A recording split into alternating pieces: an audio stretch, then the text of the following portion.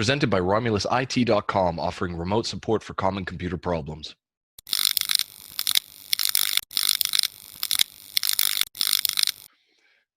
Landry.Audio, listen, like, and subscribe. Today we're speaking with champion kickboxer and K1 legend Ray Sefo.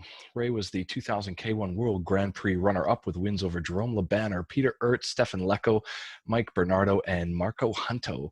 He's now based in Las Vegas, where he teaches out of Randy Couture's Xtreme Couture and is also the CEO of Professional Fighters League, or PFL. How are things on that side of the world today, Ray? It's good. It's good.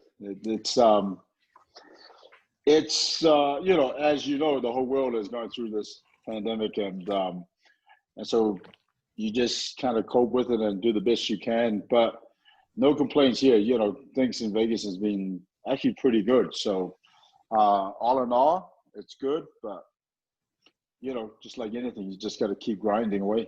Yeah, it's been easier to get some of these interviews lately because it's almost people don't have anything to do, and they're almost kind of looking for a little bit of company, which is good. So that's right. Well, look, you know, for people that don't know you, you're a legend in the stand-up fight game, and as I said, some of our recent interviews we've done, Mike Schiavello, Peter Graham, and now that we're sort of doing these podcasts, I love kind of reviewing this time, which is what got me into the sport initially in the early 2000s in my time period. But you're recognized as a proud Kiwi, as a New Zealander, but I've read that you've got Samoan descent, and I'm sure, as you're not familiar with, especially as you're now based in the States these days, not many people understand the difference between the island or Pacific nations. Do you want to just tell us a little bit about, you know, your cultural background in that area of the world? Yeah, I mean, you know, obviously the South Pacific is made of so many different islanders. From myself being Samoan, and there's Tongan, there's Rarotongan, there's Niueans, you know, Tahiti's all kind of like along that same coast, if you will, Hawaii and whatnot. But yeah, we're all from a, you know, small little island, if you will. And New Zealand's not a big place either, you know what I mean? It's not either. You know, I'm Canadian and relocated to Australia, and it really, I tell everyone, it feels like we are tucked away in the corner, and New Zealand's even, you know, pushed a little bit further down there. What was it like growing up for you in that environment before, you know, kind of making your name on the world stage? Yeah, you know, I was just a young, I mean, the typical Polynesian kid. We, you know, school was school, and things that we did at home was, you being a young Polynesian, you get taught how to clean up and cook and wash dishes and do the laundry. And these are things you learn when you're like 5, 6, 7 years old. You know what I mean? But other than that, I mean, I remember, I mean, my dad gave me my first boxing gloves when I was 5, and I come from a boxing family. My dad was a boxer, my cousin's family, you know, everybody boxed. But I still remember as a kid, you know, we would, I would be sparring my cousins and brothers at the age, I was 5, 6, and they were 6, 7, 8, you know, upwards, you know what I mean? And I'm told I have my own. But no, yeah, you know, just a normal childhood where, you know, school, you go to school, you come home, you do your homework, and then play outside a little bit with your friends and whatnot, and then the next day it's the same thing over and over. So I, as I mentioned, I reached out to Michael Schiavello for people who don't know who that is. He became synonymous as the English-speaking K1 commentator who now works for One Championship. And he was pretty adamant about asking you about your time bouncing and as a male model, which I wasn't aware of.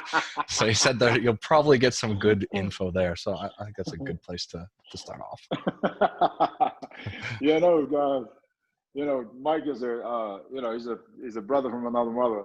Yeah. But we, you know, we traveled the world together. We he commentated a lot of shows, especially K1 and whatnot. But yeah, no. So at the age of 16, I believe, I started modeling, and I did that for 10 years. From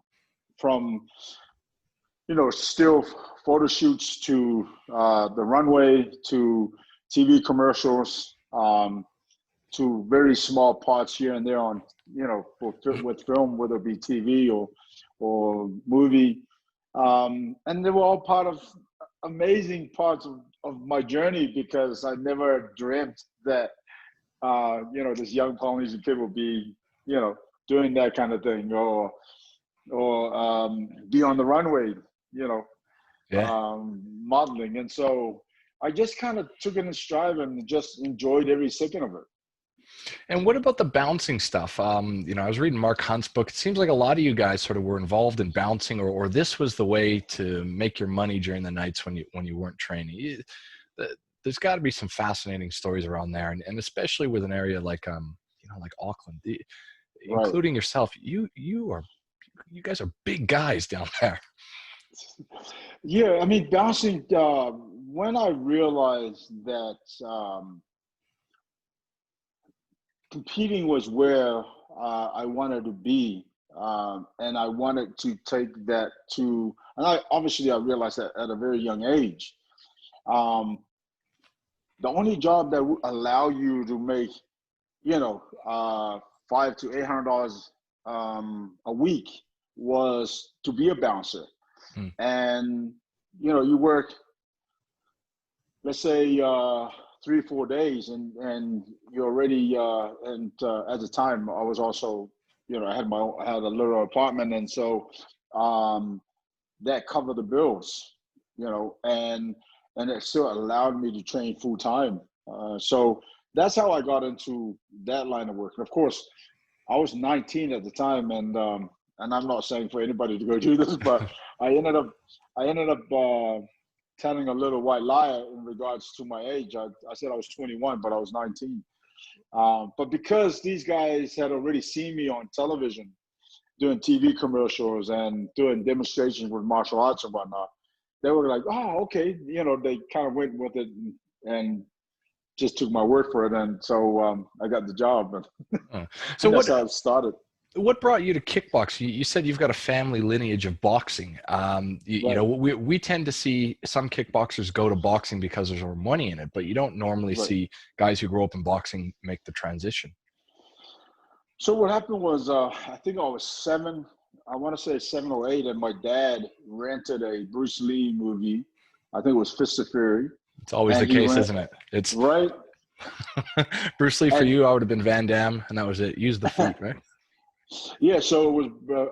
He rented 2 movies that day. It was a Jackie Chan movie and a Bruce Lee movie, and they happened to be, some of my idols in martial arts, and I was like, wow. And that was the first time I had seen anything like that, throwing kicks and elbows and all this kind of stuff. It was just truly amazing to me.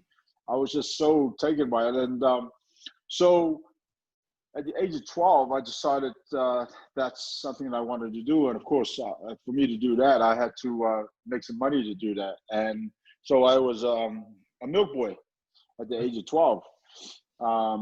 Deliver milk, and that's how we did that. So martial arts was really from watching Jackie Chan and Bruce Lee on in the movies. Where did you end up getting into kickboxing? Because the path for a lot of kids is they tend to have like a traditional martial arts background of like karate or taekwondo before they then take like a legitimate step into more combat-based sports like kickboxing or Muay Thai or something along those lines. You're absolutely right. And for me, I ended up I started with Wing Chun, Wing Chun Kung Fu. I did that for 6 years, and then the crazy thing was that I realized when I got into a street fight, and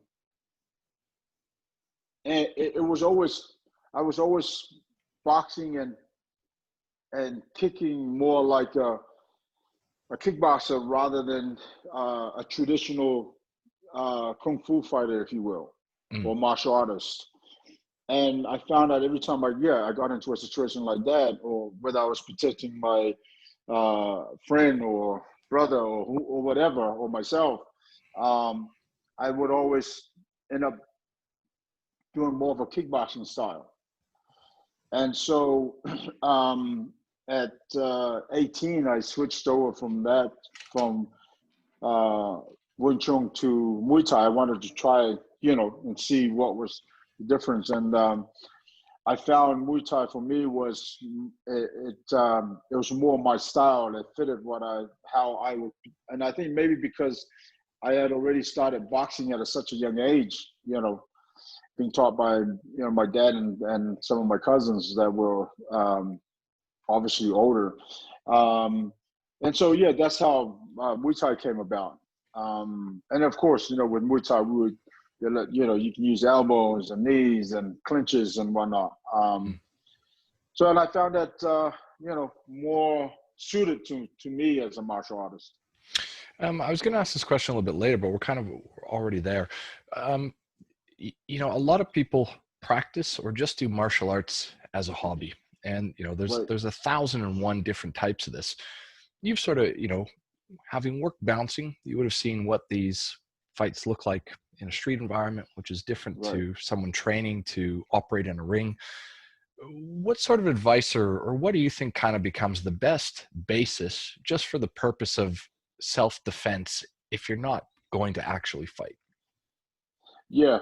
Well, first of all, I mean, when I did martial arts, I never wanted to fight. Oh. That's fighting was something that I kind of just stumbled on. And going back to your question, Ben, and then we'll cover and then we'll come to that. Okay. Right. So I want to say, listen, every artist, there's a purpose for every art that's been created, if you will. Obviously, some a lot more realistic than others. And as we know today, there are so many fake coaches and instructors out there. So my advice to anybody that wants to do martial arts for self-defense, look into how it works. And because when I see people teach this chi nonsense on TV and people go flying and whatnot, run as fast as you can, because they probably just want your money. Yeah. But what I find, I think for me, especially with the evolution of MMA today, I think when you can kickbox, and wrestle or even jiu-jitsu, then I think you covered all your bases. Mainly just boxing and kickboxing for when you're on your feet, wrestling and jiu-jitsu when you're on your, if it happens that you get taken down. So that combination there, I think it's a win-win combination with it, and again, you could be boxing, you don't need to be kicking either. I mean, as long as you know how to defend a takedown or, and listen, most cases if you're going to get into a situation like that, it's really against people that don't really know too much about martial arts. That being said, I would say boxing, kickboxing, and jiu-jitsu and wrestling. Just the core of what we know now. Exactly. Yep. You would have grown up or actually, hold on. Before we ask that, you were going to talk about how you stumbled into professional fighting, which I'm sure is a story in and of itself. Oh, yeah. So I never wanted to be a fighter, but I was in love with learning how to fight. I was in love with martial arts and what it taught. It taught a lot of things about discipline and, and confidence and whatnot. But yeah, no, fighting was the last thing on my mind until we went to a weigh-in where one of my teammates was supposed to fight this guy, and he was diagnosed by the doctor that he had a bad case of asthma and that he wasn't allowed to compete. And so then one guy ended up challenging me to a fight. Right. And I was like, sure. Again, fighting wasn't the thing that I wanted to do. And my mind was saying no. And my heart was like, well, I don't know if you can cuss on here, but he was like, my heart was like, yeah, well, F you. You know what I mean? Let's get it done. And so I think weeks later that got matched, and I ended up fighting this guy. And man, I was nervous because it was the first time I was in front of thousands of people or hundreds of people. I think that arena itself held 1,500 people or something like that. Okay. So now, for the first time, you're in front of all these people watching you live. And so whatever, if you messed up, it was embarrassing, if you will. Yeah. And so I trained, my butt off, and long story short, I win the fight. And I think his record at the time was 5-2, and that was my first. And that was the beginning of how, so I have him to thank, for kind of that, for challenging me to actually really pushing me towards what I was actually meant to do in my life. Because when I think about where I am today, there is no way I could say, or anybody could say that I wasn't meant to do this. You know what I mean? Right. So you believe in some form of destiny. Yeah, exactly. Oh, 100%. This is my destiny, was to be a martial artist, a fighter, to then becoming a coach to help others achieve their goals, and then starting my own fight league with amazing partners that allows us to give fighters another opportunity to continue, down that path like where I started. You know what I mean? And so, yeah, I thank God every day that I get to do what I love to do and so passionate about. What do you think is the role, or how do you continue to be a martial artist as you age? And what I mean by that, and I think you'll understand what I mean.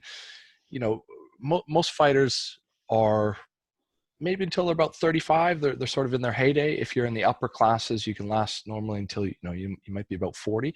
But martial arts and combat is all based around fitness, speed, footwork, all the things that you begin to lose as you get a little bit older. So your ability to learn grows, so you know more about martial arts, but you can do less. What do you think that sort of does for the role of a person if someone wants to be a practitioner into their 60s, 70s, and 80s? In terms of years old? Yeah. Like in age? Being a martial artist, you'll always be a martial artist by learning. But in competition, a lot of people, what I found is that, I'm in the gym still today, and I still spar 3 days a week, and I still hold my own against some of these 25-year-old guys. I'm going to be 15 in February. And I'm sparring guys like Roy Nelson, Francis Ngannou, Ronnie Marks, Misha Chekinoff, Carl, like all these top-level guys who fight, Brad Tavares, and really I've equated that to me living my life clean. I think a lot of these guys or young fighters, they love the training, they love the competition, but they also love to party. And it's okay to go out and have a good time, but it's not okay to go out and like drink for the next 3-4 weeks nonstop kind of thing. Yeah. You know what I mean? And I think that's where a lot of people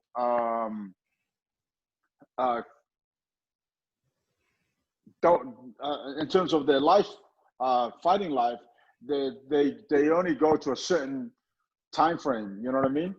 Mm-hmm. I remember, I think I was in my mid-20s. I could have been 24, 25. And I was like, and I remember seeing one of my brothers, one of my dad's older brother, And I was like, man, he was only like 30 something, like 33, 34. And I'm like, damn, he looks old. You're like, the way he acted old. You know what I mean? Yeah. But of course, I didn't take into account what he was doing in life and whatnot. I just kind of thought his age, and I thought, okay, maybe by 32, then I'm done with this. You Yeah. know what I mean? I hit 32, and I was at my prime. And so, and you know, I don't drink, I don't smoke, I don't do drugs. I never have, in terms of like, I've never been attracted to that, or felt the need to do any of that.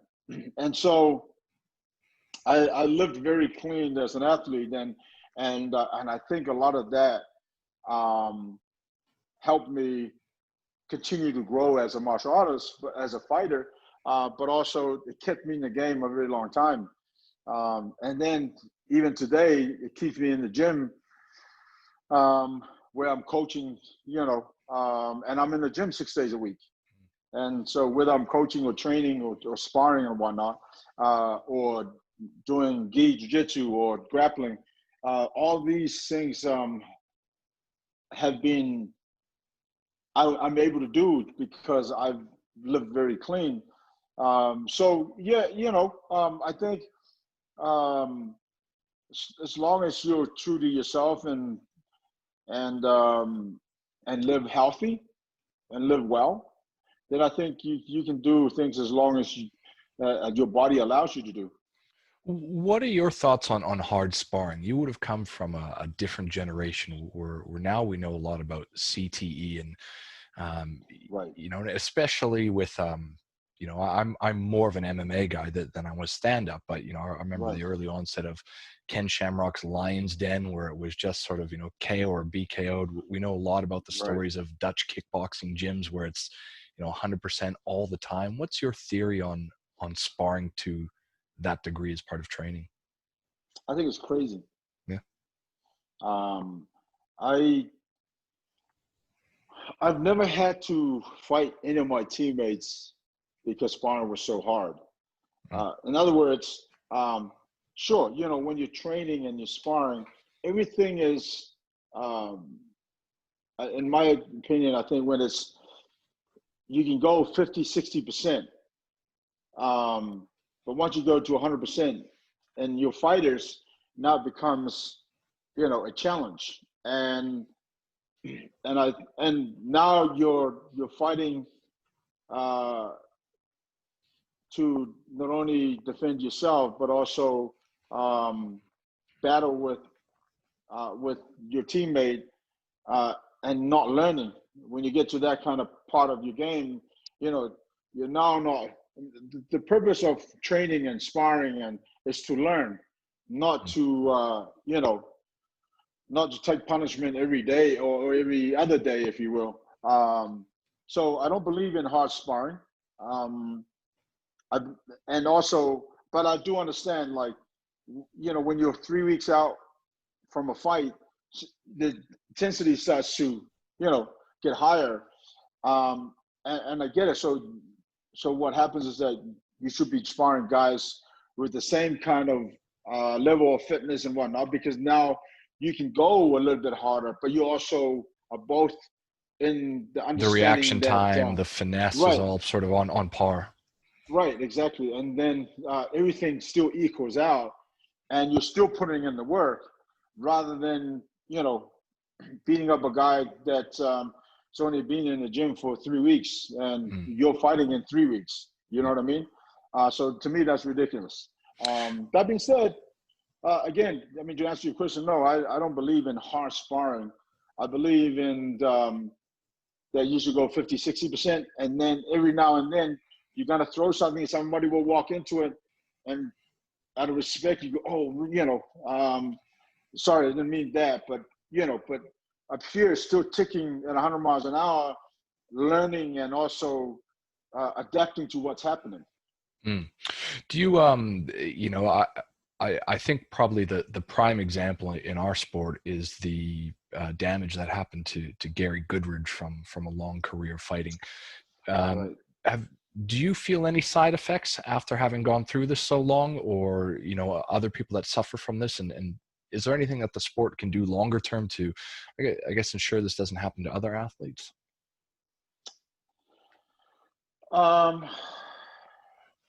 Me personally, thank God, knock on wood. I Well, I think I'm fine.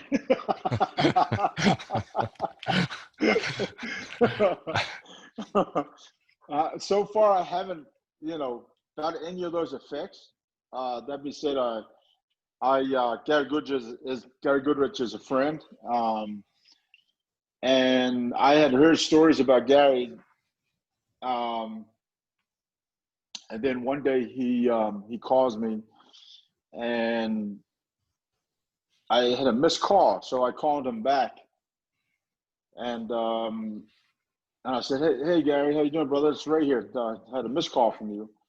And he says, "Oh, hey, blah, blah, blah," hung up. And then 2, 3 minutes later, he calls me back, and he says, and I answered the phone, and he says, "Who's this?" Because he saw the number, and I'm like, "Gary, it's me. It's Ray." And then he started going on, and then he started telling me about his situation, and also he even said, "Ray, did I already have this conversation with you?" I'm like, "Yeah." And then that's when he started telling me about the situation, and I feel, it's the unfortunate part of this is that you can't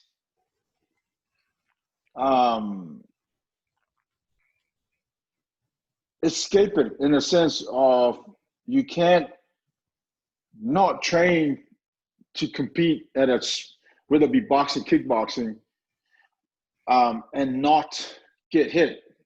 You know what I mean? Contact is necessary to get into the game, Right. effectively. Exactly. I mean, I didn't even know until, I want to say, 3 to 4 years ago, there was or 5 years ago, there was a huge there was a documentary on the NFL, American football, where a lot of these guys were, getting trauma because of just a lot of the hate clashing. And I thought that him having helmets was, would prevent that from happening, or at least not as bad. But obviously that isn't the truth. You know what I mean? Like, well, I think I know which doc you're talking about. I don't think I've seen that, but from what I'm read of it, it starts to change. I think that the frontal cortex or something, and over time for a lot of people, it makes them more aggressive. And I think this is what they were talking about, issues of like domestic violence and suicide as they get older, right. because the concussion itself begins to actually manipulate the brain in some way. Yeah, and again, like I said, that's the tough part about the full contact sport, is that you really can't escape it, other than don't compete. You know what I mean? But because you need sparring, you need to be getting punches where you can actually adjust your eyes to it, and so you can slip and move. Yeah. And of course, you're not going to slip and move on every punch. And so that's the tough part about this disease, is that you can't escape it unless you don't fight it. Yeah. You mentioned his name. I gotta ask you about Francis Ngannou. That man has Tyson-esque power in a way that I don't think anyone has seen.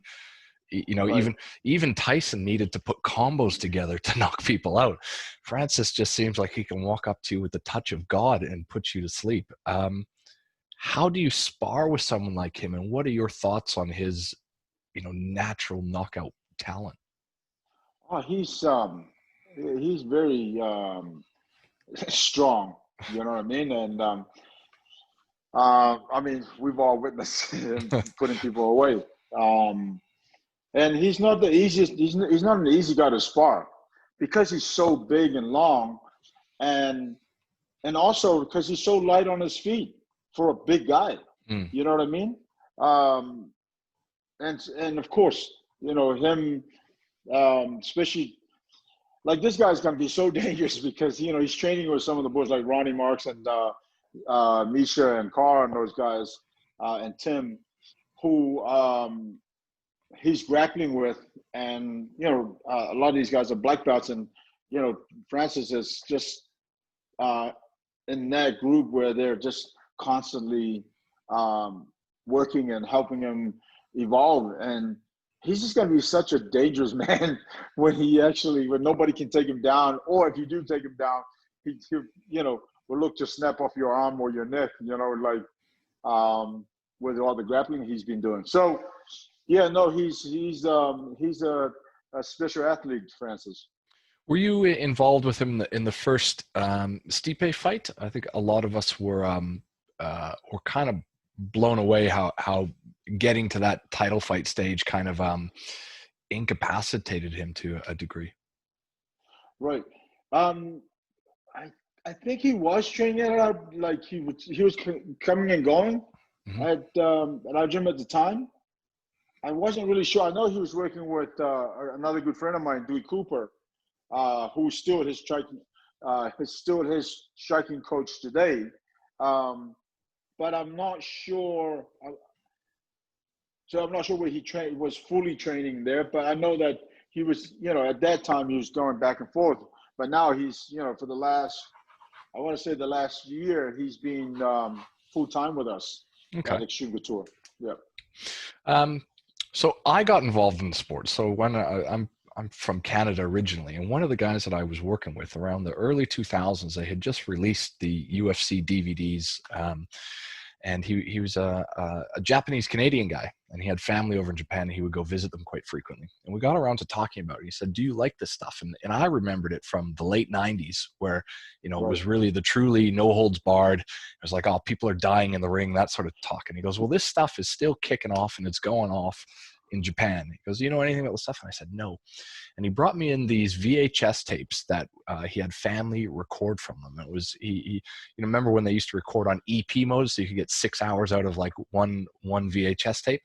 And he brought me in K1 and Pride at the time when it was on Japanese television, and that was kind of my introduction to the sport around 2002, 2003, sort of as a revival where I then got into my training. There's a generation of kids now who just have no clue of what was going on in Japan and how big K1 was. Tell me about how you got involved with them, and just you know, how big this was at the time when you were involved.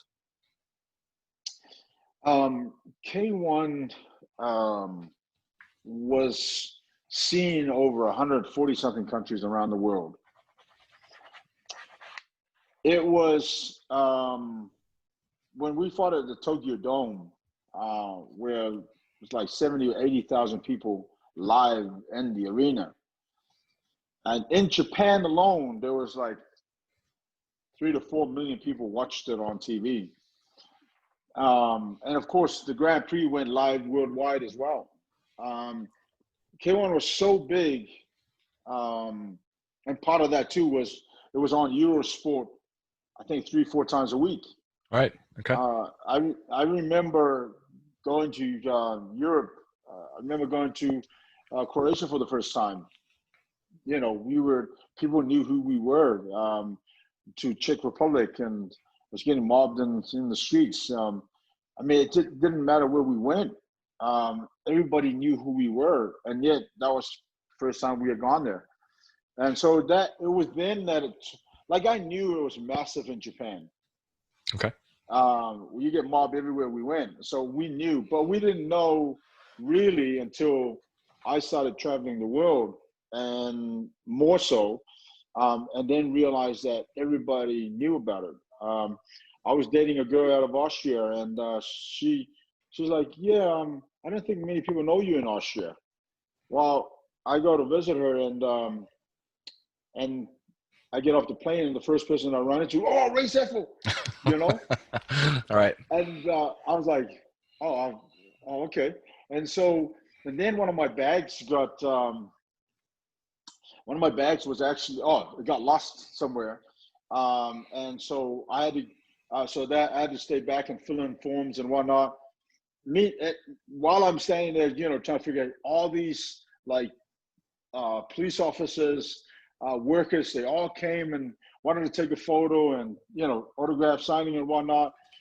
And then I said, hey, is it possible to let my girlfriend know that I'm here because she might be worried? They're like, yeah, no problem. So they took me out, grabbed her, brought her back into customs. Okay. So that's things like that, for example, just kind of told me how massive K1 was and how people really loved, that era and the show. And so it was, it was pretty huge. I remember one of my friends from here, one of our other, John Alessio, who fought in Another great Nagoya. Canadian, Ray. Right, exactly. Your countryman.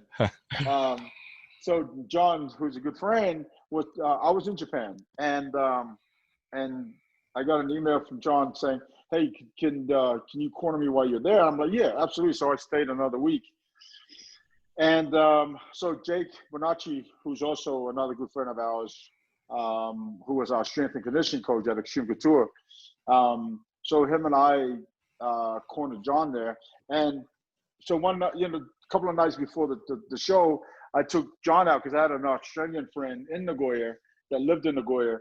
So he was going to show us around in Nagoya. So Jake and I get out of the cab, and this guy saw me and went, "Oh, they Sefo," and just ran. And the whole street ran down to the cab. And of course, Jake was like, "What the hell is going on here?" You know what I mean? I'm like, "Just get in the cab." So we jumped back into the cab.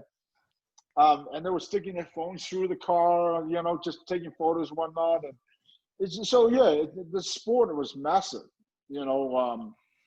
and even to hear, Jake, who's been, around the game a long time and trained Randy Couture and a lot of Vito Belfort and a lot of other people and he was like, "Man, this is literally, this is crazy how, big K1 is, and fighters, and there's who's Peter Aerts, Jerome Le Banner, Andy Hoog, Francisco Filho, Mike Bernardo, may they rest in peace.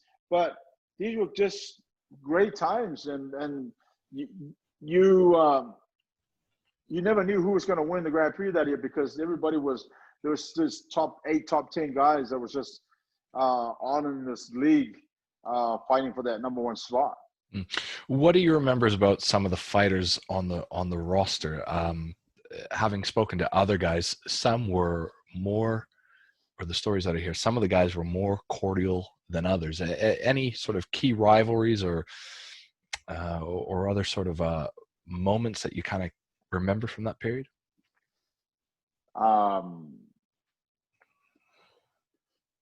I think the only person that kind of, like, for me, like, I'm not a guy that I'm all about respect, and I'd always show my opponents respect, and it didn't matter how big you were, how tough you were, or how skillful you are, or how much of a badass you think you are. I'm always going to show you respect until you cross that line, and then you're going to see the other side of me. You know what I mean? And but the only guy that I felt like was always kind of a standoff, like he would always be standoffish, and later on in time I found out that's just how he prepares. He wants. Now I don't know if this is true or not, and Jerome can correct me or not, but some people have said that he likes to hate his opponents so that he can fight well in the ring. And once I heard that, I kind of understood that. It's not my style of doing things, but I can understand it, that everybody has their own way of preparing and staying focused and whatnot. You know what I mean? And so, but all in all, I've made some amazing friends. Sam Greco, Francisco Filho, Nessa Hughes, Peter Aerts, Mike Bernardo when he was alive. So, a lot of these guys, we become really good friends. Mark Hunt, You And I think a lot of that. you left out a Go key ahead. detail. You didn't tell us who that was. In what? You said the guy who has to hate you to fight you. You left out the name. Sorry. That was Jerome Le Banner. Oh, Le Banner. Okay, Yeah, all right. yeah. And so, I because he just, he just felt like he was always on the outside. Like, even like once we all, like for many years, we all we all respected each other, and we all considered each other friends, but friends where you weren't afraid to, punch him and knock him out. Mm. You know what I mean? Like there was that respect more than friends, if you will. Well, And sorry, go ahead. no, I was going to say, and Jerome was always kind of on the outside. Okay. But that, and again, I had always wondered why until later on I had asked, and that's what some of the guys said. Whether it's true or not, I don't know.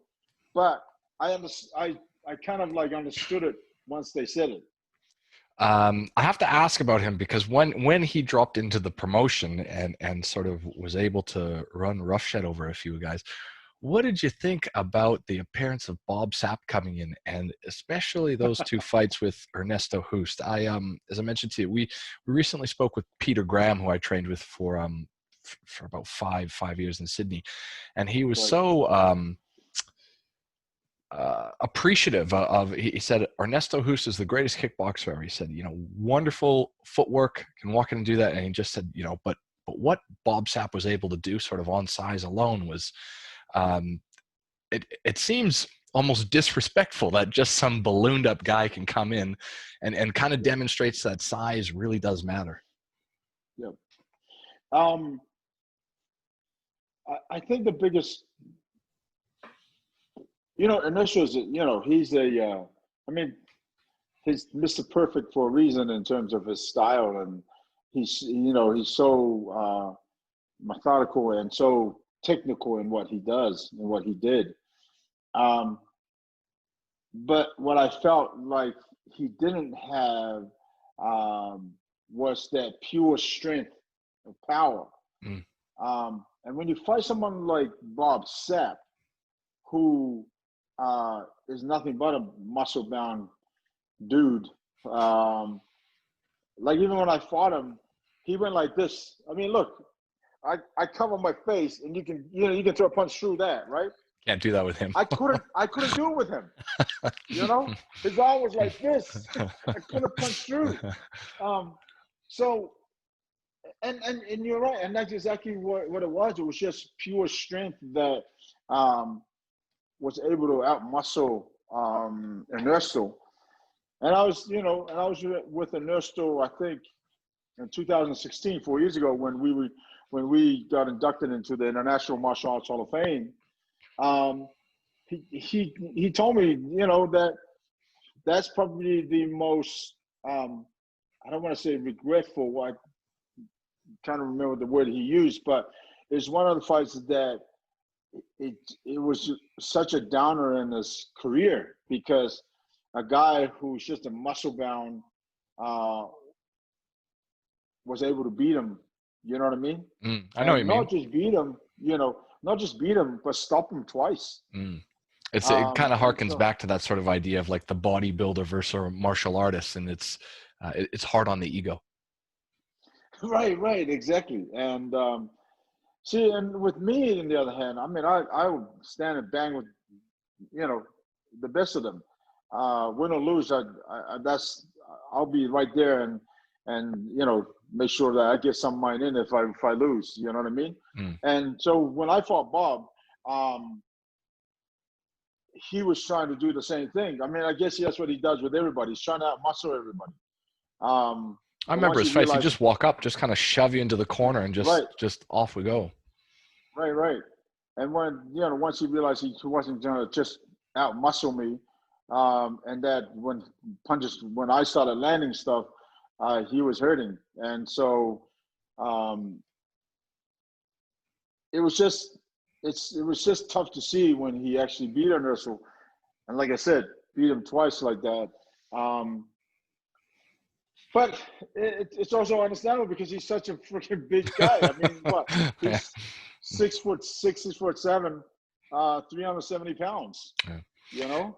What did you think of, K1 was already readily established, and then Pride kind of entered into the fold at around 2000, and you still would have been around there. What did you sort of think about the onset of MMA and its gradual growth to begin to compete with K1 in that market?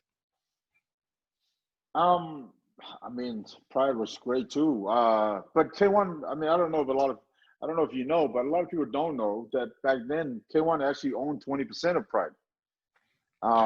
Was this when it was still, because Pride went through two stages? It was KRS owned, I think, at the beginning, and then it was Dream Stage later. So was K1 invested in one of those vehicles? I think they were still. I don't know to when that changed. If that was still part, if they were still part in, in that until the UFC bought it. Right. But I mean, that's how the K1 Dynamite was born, was because of that. You know what I mean? And then, but yeah, I mean, the shows would go hand in hand, and they were just incredible. Everybody that was into MMA at the time, even when I was traveling throughout Europe and whatnot, everybody knew what Pride was, and everybody, would rave about K1 and Pride.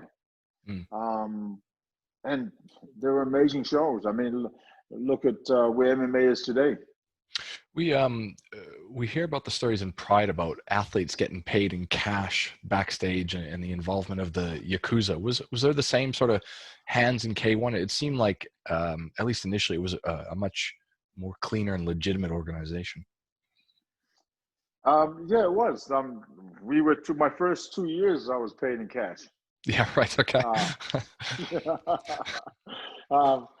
walk down. You sign with, they hand you $40,000. I'm like, huh? So yeah, that's how.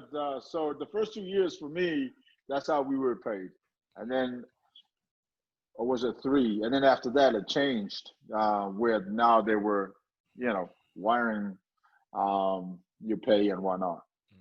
And do you remember much of what happened with the demise of the organization? Because I think you were one of the athletes that were left quite a bit out of pocket towards the end. Yeah. I mean, I was so. I had a massive contract that was old, and I know that Ernesto, Peter, and a few others were owed millions and millions of dollars. But a lot of that, I think, as smart as it was for Mr. Ishii to create it and put it all together, I thought it was also dumb that he allowed his personal situations to drag that. Also, see, the thing is, Mr. Ishii became this massive face in Japan as well. And when he was trying to fight it for a few years, he's on TV the whole time, and eventually, K1 lost sponsors and network deals and all that kind of stuff. So I thought it was as smart as he was to create it and started it all. It was also his own doing that actually ended up in the demise of K1. Okay. Stylistically, I want to ask you more broadly about the way that people fight. There's because I don't think people think about it too much in terms of boxing has a lot more footwork, I think, which why they start calling it the sweet science. Traditional kickboxing has sort of sitting on that rear leg. Dutch kickboxing seems to be sort of the 1-2 with a really low leg kick. Do you have any sort of comments stylistically on the differences in these martial arts, and I guess their benefits and hindrances?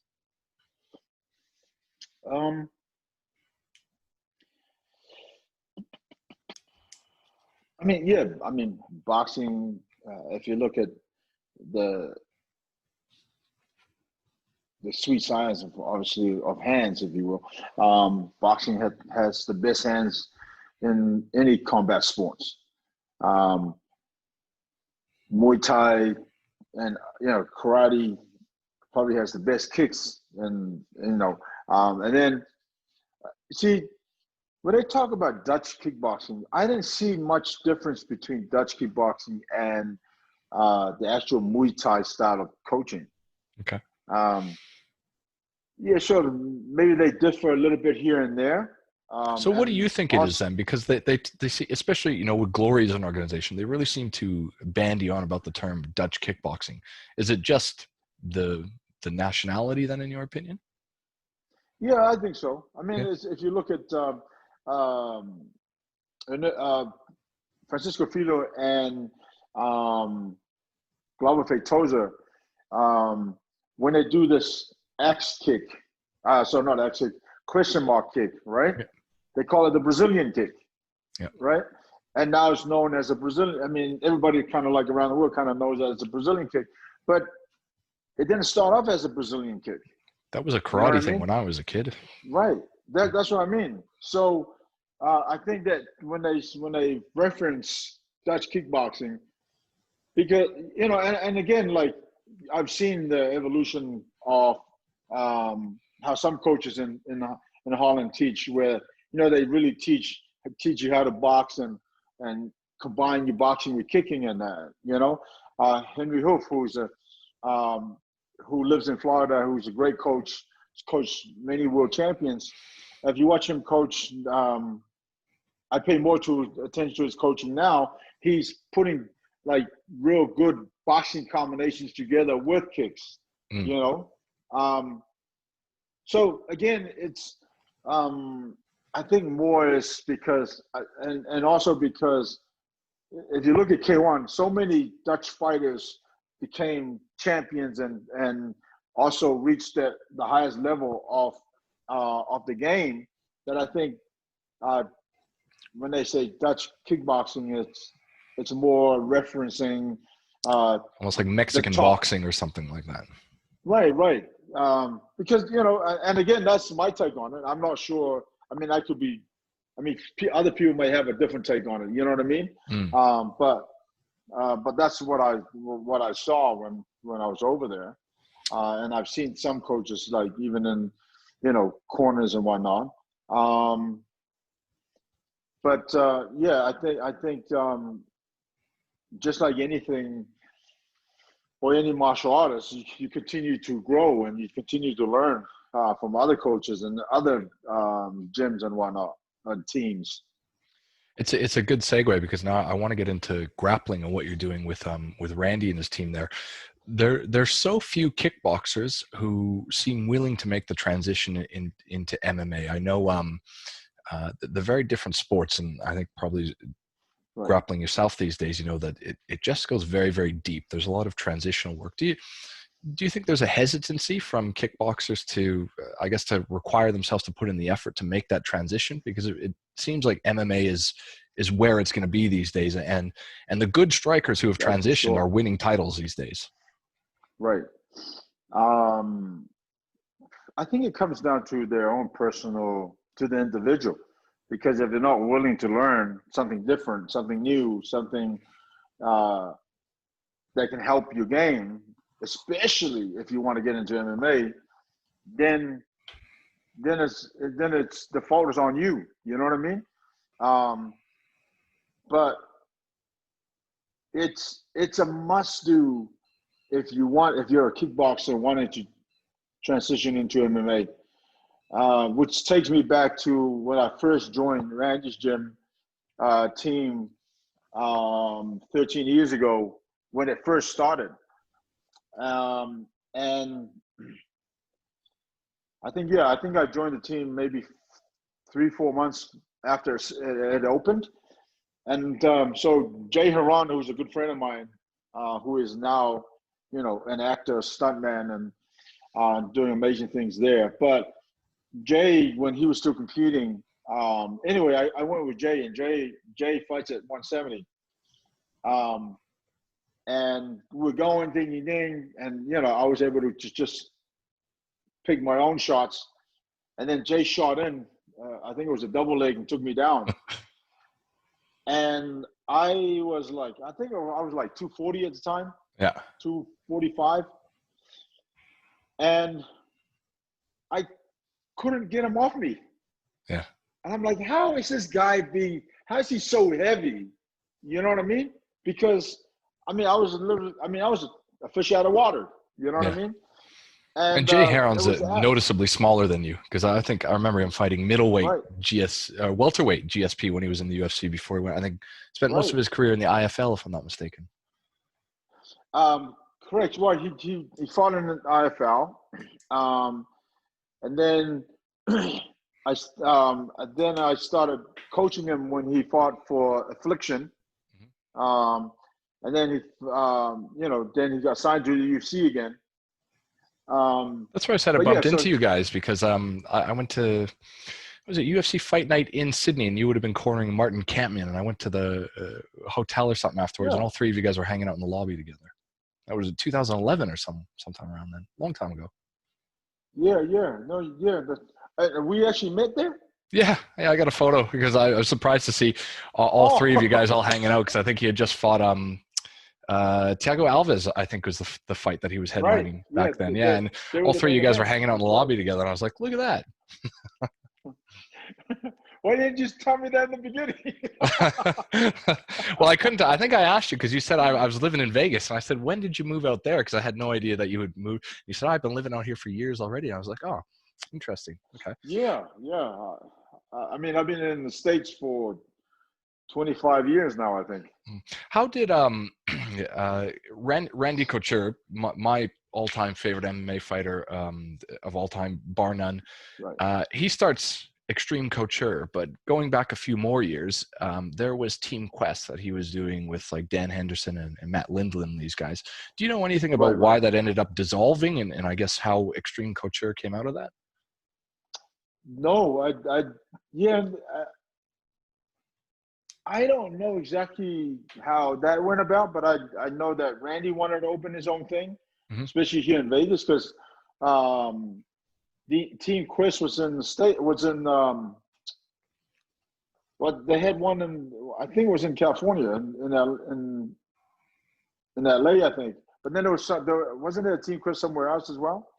I don't know, because I don't really know how it ended up dissolving. But as soon as Xtreme Couture started up, I think Forrest Griffin ended up over there, and it instantaneously from its inception, I think, became sort of a real key fight camp.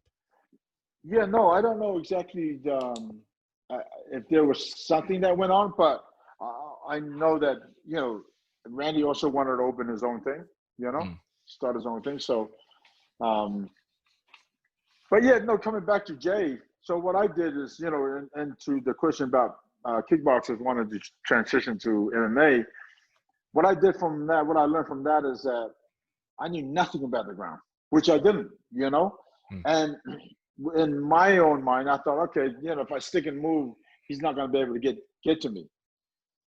Well, when you got a pretty good wrestler like Jay, that's eventually going to happen, and you're eventually going to end up on your back. Yes. So what I did is I ended up signing up with Brian Cake's class at Xtreme, and I wrestled for a year, 3 days a week for a whole straight year, just so that I could, defend the takedown, and also, I would get my own takedowns here and there, but mainly it was more defensive wrestling and scrambling and getting back up to my feet and using what I'm good at, and that's striking. Brawl and brawl, right?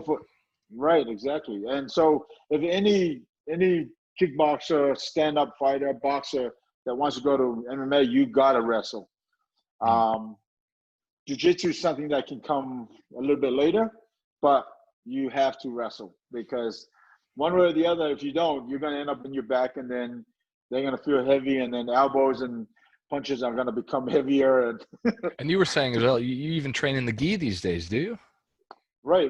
I've been training gi with Ronnie now for since the beginning of this year, I think, or late last year. Yeah, no, late last year. So Yeah, I just wanted to experience it, and now I really want to, you know, I'm. It's almost another. I love learning, and especially when it's to do with martial arts. Mm. And so, when I think I know something, there's something else. There's something else. There's something else. Like it's just, and what I'm realizing with gi jiu-jitsu, obviously, no gi is, obviously a lot different, Yes. and you can, It's all just leg escape a locks lot these easier. days. It's sit on your bum and That's attack true, legs and heels. It's a very different game. right?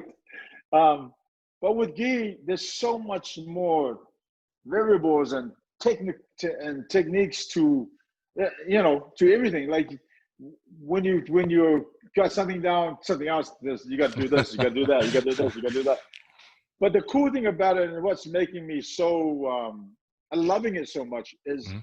it reminds me of striking, because Really? striking, yeah, Right. Okay. it's when you break striking down to per half an inch here, half an inch there, can change, a Yeah. certain shot. And the footwork, how to kick, how to set it up, how to draw somebody in, how do you draw somebody out, how do you make somebody move the way you want him to move. There's so many variables in striking. Excuse me. And I'm finding that with gi jiu-jitsu, there's so many things to learn, and which is truly amazing, and I'm loving it, because it's just, when I was doing kickboxing for so many years, you go, okay, after a while it gets kind of stalemate, I like, know what you mean. Well, BJJ, and the then, depth of it doesn't change either, because as you said, right, you can wrestle, you can play on the top, you can play on the bottom. I mean, right, I think we're both getting older, so this sort of inverted guard stuff probably isn't for us. yep, But there's a whole bunch of things that you can do, and I find it unique because the game is still evolving. It seems like it is still the only martial art where, like, yep, next year someone's going to pull something out of the worlds, and now you're going to have to learn to deal with that. right. No, exactly. And that's the great thing about MMA, is that you're constantly learning, and because it's still a very young sport, that Yes. there's so many things that's to come, so Mm. many things and so much more to learn. Schiavello also wanted me to ask about this, and this is going to be really interesting to a lot of people down here in these countries. He said that you were very, very good friends with All Blacks representative, one of the greatest union players of all time in Jonah Lomu. How did that Right. come about? Trying to, I I had met Jonah on various occasions, to, whether it was some sort of function or whatever. But I got to know Jonah more when he started getting involved. I started to become really good friends with Jason Momoa, who was also one of my teammates, and super nice guy, like great guy. But what an athlete he was, May he rest in peace. But he was just an amazing human being. And the person that I knew, he was very humble, down to earth. Um, again, Jason Momoa knew him better than I did. You know what I mean? Mm. But the person that I knew was just a kind-hearted guy, and also just a very humble human being. What is it about why is rugby union so entrenched in New Zealand? I mean, it's probably even more so the way that Canadians view hockey. It is really the game down there. Because when you're when you're 5 years old, you're playing rugby. You know what I mean? It's the national sport. It's growing up, that's all we knew how to play was rugby. Like, soccer wasn't even heard of, if you will. Mm. And as a young kid, rugby was the game. And then obviously, a little later, rugby league became a massive thing there too. And but rugby union, I don't know I haven't seen a rugby league game in years. Mm. But every now and then I see, the All Blacks playing on ESPN. Yeah. And so but yeah, I mean, that's, New Zealand's national sport. We're in the finals of leagues, so there's a lot of it going on. And as you might have known, all these, going back 10 to 15 years ago, all the league teams down here started bringing on wrestling coaches, which is a really big, fascinating change. And most of the guys who have been involved in MMA to some degree are now involved with a league club to some degree these days. Oh, wow. Yeah. And wrestling because of what? For tackling? So effectively, because for people listening, league and union are different. So in league, you've still got stand-up tackles. You've got committing 2 to 3 guys to it. Being able to fold and take out the legs. The grapple tackle is really big news here, which is sort of 2-on-1. So one guy grabs the upper body, one guy dips and grabs the legs. So dropping 2-on-1, and that's also created an offshoot now where there's a lot more.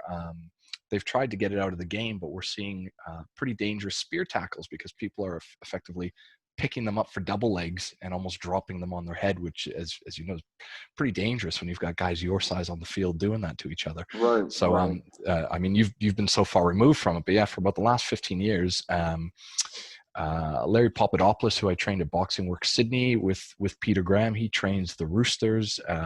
My instructor, who I got my black belt from, Anthony Perosh, is involved with West Tigers out here, and that's been going on for a long time now, of just being able to, as you know, just in wrestling, probably a lot of stuff of just getting the underhooks, getting 2-on-1 on the arm, being able to turn them over to grab singles, and all these variations of teaching them new variations on the old hit up, I suppose. Right. Oh, wow. What I mean, as long as it's allowing the game to be to grow and also be safe, I guess it's good, right? Well, the biggest thing that they did recently is this year they introduced 6 again. So instead of getting to the tackle and putting 1 or 2 guys on top of them to delay the play for 3 to 5 seconds so that everyone can line up 10 meters, you have to get off immediately or they'll give you 6 again. So they're now talking about what this means to the game, because you're going to have lankier, faster guys these days, because you can't stall the game by just trying to slow it down to get everyone to line up. So every game that you watch, they'll be on top of some guy and it's like 1, 2, or there's 6 again, and they just move their way down the field. It's very interesting. Oh, wow. Yeah. Does that make the game faster? I think so. Yeah. But some teams are having problems adapting to it, because their whole game is based on that sort of stall, big hit, stall, line up, and wait again. So it's changing. But we're at preliminary finals now, so we're down to the last 4 teams in the league season here this year. So yeah. Nice. Cool. A bit of an offshoot, or getting off topic. If anyone's listening to this, they're probably not going to know where the hell we've gone with this conversation for those who know rugby league or anything. Well, we're talking about flying and yeah. So what's really interesting about this post-career, you've now moved into doing something entirely separate, which is sitting in the executive's office. So you're now a CEO for what used to be the World Series of Fighting. President, sorry. And is now the Professional Fighters League, which, we don't get a lot of that content down here, but I'm able to see some of it online. And I know, guys who made their name in the UFC, like Justin Gagey, have come through that organization. So how did you get involved with this, and what are you doing with them now? So I founded WSOF back in 2012. And that really stemmed from a conversation, matter of fact, during an interview. I had been thinking about it, but I hadn't really, how sometimes your mind goes through things and you go, okay, yep. But it didn't really stick until this interview with Untitled.Audio. And of course, I think a week prior to that, or 2 weeks prior to that, K1 filed bankruptcy and whatnot, and owing many fighters millions of dollars and whatnot. And so I was on the radio talking about that and what my next move was and so on. and a few other things. And one of them mentioned something about, what I thought about somebody taking it over, K1 that is. Yep. I think it was UFC, I think it was, that they mentioned. I was like, yeah, man, that would be so awesome. You know what I mean? But it was also in that interview that something clicked in that interview, and I was like, okay. When I got off the phone with that interview, I really was like, okay, I've been thinking about it for a while, starting my own league, fight league. But I think it's time. So I called up one of my friends, and he didn't answer. Then I was told that he was away somewhere. And then this was a Friday night, and then Saturday morning I called him again, or he called me, one or the other, and we had a conversation. And I'm like, hey, listen, I've been meaning to talk to you, but let's catch up for breakfast. He's like, yeah, what are you doing? I'm off to strength and conditioning, so let's do that, and I'll do that, and then we'll catch up. And that was, we sat down, we talked about how I wanted to start a fight league that, using the K1 from my own experiences, I wanted to do, that K1 format, kind of where you fought. Right, where you fought throughout the year. I mean, but I wanted it to be something different, because K1 you fought throughout the year, and then October, I think September, October, you fought in the top 16, and then the winning 8 became the Grand Prix, where you fought 3 times in one night. Yeah. So I want to do something similar to that, but then also put it in the American way of sports, where there was there's a regular season, playoffs, and then championships. Yep. So things didn't turn out exactly the way they were planned. So WSOF ended up for the first 4 to 5 years, we did the normal format where it was a promotion. We did shows, and and then when the group that we have now for PFL, when they came on board, they loved that idea of putting it into, and of course Carlos Silva also helped with that as well, who at the time was our CEO, and a good friend. And so we were able to put that together, and we also changed the name from WSOF, which is a fighting to Professional Fighters League, and the format itself was born in terms of doing MMA for the first time in a league format, where you win, you move on, you lose, you go home. You know what I mean? And the way, obviously, the way it works is within the playoffs, so you earn points to qualify for the playoffs. In the regular season, you earn points to qualify for the playoffs, and you fight twice in one night. And if you win the semifinals, so you fight a quarterfinal and a semifinals in the playoffs, and if you win the semifinals, then you're in the championship at the end of the year. And our first year our first year was with NBC, and then our second year was we signed a deal with ESPN, which we're very blessed and thankful for. Of course, this year, what happened with the pandemic with COVID-19, we ended early on. We decided to postpone the season for the safety of our fighters, and of course our staff members, and everybody involved.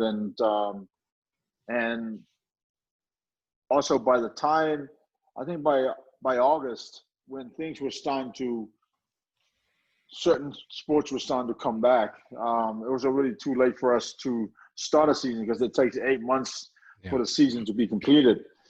And so, yeah, so the season for PFL this year is being postponed, and we're looking at a few options to maybe do 1 or 2 shows towards the end of the year, but those are still in the works, and we'll see what happens. Awesome. Well, look, Ray, I think we've had you on for about 90 minutes, for about an hour and a half. So, look, I appreciate your time today, and it was a really good chat. And who knows, maybe we can do it again at some time down the track. Yeah, absolutely. Thanks for having me, Jess. Of course, no worries. Cheers. Take care. Bye-bye. Awesome. This episode is brought to you by Romulus IT, offering fast, affordable remote support for common computer problems, including troubleshooting, health checks, virus removal, and software support. Visit RomulusIT.com to get your computer back on track.